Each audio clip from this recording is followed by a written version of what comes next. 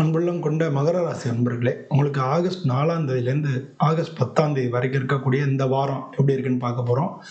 இந்த வாரம் குரு உங்களுக்கு உங்க ராசிக்கு 6வது வீட்ல இருக்கு. அதனால கொஞ்சம் மன அழுத்தம், சலிப்பு வரலாம். என்ன போ அப்படின்னு சொல்லி சலிப்பு வரலாம். அது மாதிரி பதட்டமாவும் இருக்கலாம்.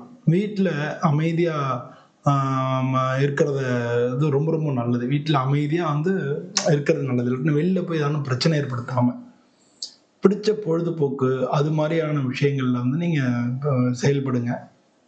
யாருக்கும் கடன், பண உதவி இதெல்லாம் பண்ணாதீங்க. திரும்ப வராது. இல்லாட்டினா உங்களுக்கு பணம் இல்லாம போயிடும். ஆனா குடும்பத்துல எந்த ஒரு பிரச்சனை இருந்தா கூட நீங்க பேசி சரி பண்றதுக்கு பார்க்கணும். வேலை பொறுத்தல தொழில உங்களோட அங்கீகாரம் கிடைக்கும், உயர்வு கிடைக்கும், சம்பள உயர்வு இதெல்லாம் இந்த வாரத்துல கிடைக்கிறதுக்கு வாய்ப்பு நிறைய உண்டு. பொதுவாகவே நீங்க கடின உழைப்பாளி. அதனால உங்க உழைப்பும் உங்களுடைய ஒழுக்கமும் எதையும் நிதானமா சமாளிக்கக்கூடிய அவங்க ஆற்றலும் அவங்க எல்லாராலையும் மதிக்கப்படும். அதுதான் உங்களுக்கு வெற்றியும் கொடுக்கும். அப்பதான் போட்டியெல்லாம் சமாளிச்சு நீங்க வெற்றி அடையலாம். பொதுவா பணம் குடுக்கல் வாங்கல மட்டும் கவனமா இருக்கணும் இந்த வாரத்தை பொறுத்த வரைக்கும். வீட்டுல இருக்கிறவங்களை கேட்டு வேணாலும் நீங்க அந்த ஆலோசனை பண்ணி செய்யலாம். செலவுகளை நீங்க திட்டமிட்டு செலவு பண்ணீங்கன்னாலே நல்லா இருக்கும். பொதுவா வியாபாரம் பண்றவங்களுக்கு புதிய வாய்ப்புகள் இருந்தா கூட முதலீடு பண்றதை இந்த வாரம் தவிர்த்துருங்க. பொதுவா மாணவர்களுக்கு உங்களுடைய உழைப்புக்கு ஏத்த பலன் கிடைக்கும்.